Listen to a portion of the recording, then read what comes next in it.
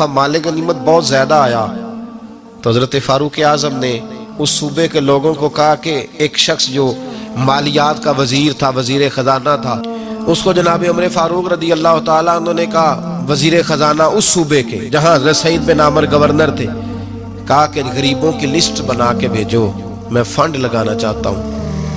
تو جب لسٹ بن کے آئی تو چوتھے نمبر پہ گورنر صاحب کا نام بھی لکھا تھا۔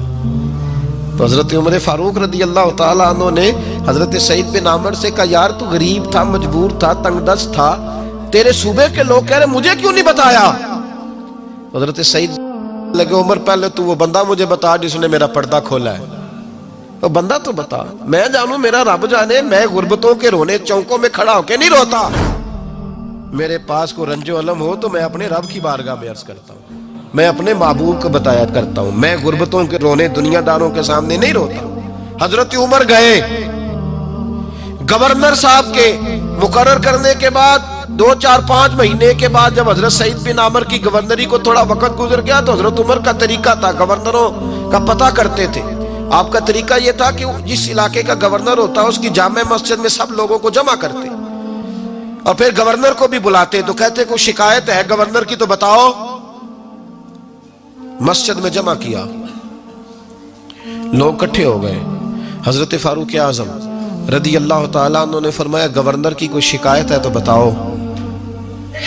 تو صوبے کے لوگ کہنے لگے 4 شکایتیں ہیں گورنر صاحب کی، سننا ذرا دل کھول کے، 4 شکایات۔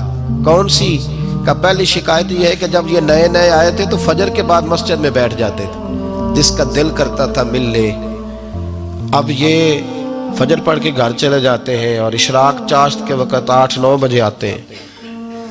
دوسری شکایت یہ ہے کہ یہ پہلے رات کو بھی ملتے تھے، اب صرف دن کو ملتے ہیں، رات کو نہیں ملتے۔ اور تیسری شکایت یہ ہے کہ ہفتے میں 1 دن ملتے ہی نہیں۔ چوتھی شکایت یہ ہے کہ کبھی کبھی روتے ہیں تو بے ہوش ہی ہو جاتے ہیں۔ کتنی دفعہ ملے ہو اپنے ایم این اے کو؟ بولے کتنی دفعہ ملے ہو؟ ووٹ اپنی مرضی سے دینا پر سوال کا جواب تو دو نا۔ کتنی خادم نہیں قوم کا؟ خادم نہیں، کتنی دفعہ ایم پی آپ کا حال پوچھنے آئے ہیں جس مسجد کے دروازے پہ بیٹھا ہوتا ہے؟ یہ گونگا بہرا اور اندھی جمہوریت ہے؟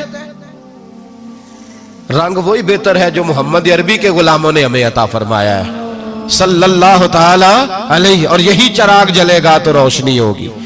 حضرت سعید بن عامر گورنر، اور میں اکثر کہتا ہوں اسی دھرتی پر یہ وہ نور والے لوگ تھے جنہیں میرے رسول نے نور عطا فرمایا تھا، یہ ہے تربیت میرے نبی پاک کی۔ حضرت عمر نے گورنر کی طرف دیکھا، فرمایا بتائیں جناب آپ کی شکایت آئی ہے۔ پہلی شکایت یہ ہے کہ آپ پہلے فجر کے وقت ملتے تھے، اب اشراق چاشت میں ملتے۔ حضرت سعید بن عامر رضی اللہ تعالیٰ عنہ کہنے لگے حضور اگر آپ نہ ہوتے کوئی اور پوچھتا تو میں کبھی نہ بتاتا۔ حضور میری مجبوری یہ ہے کہ میری بیوی بیمار ہو گئی ہے اور معذور ہو گئی ہے ٹانگوں سے، میں غریب آدمی ہوں، نوکر نہیں رکھ سکتا۔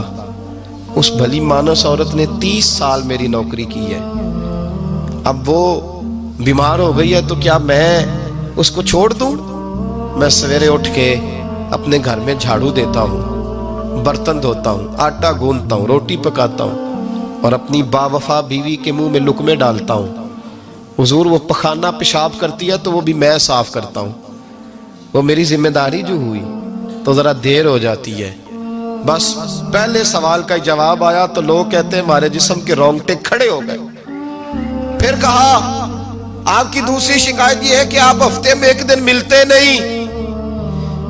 تو حضرت سعید بن عامر کہنے لگے حضور کاش یہ لوگ مجھے رسوا نہ کرتے، کاش سرعام نہ پوچھتے تو میرے اور میرے رب کا راز تھا، یہی بہتر تھا۔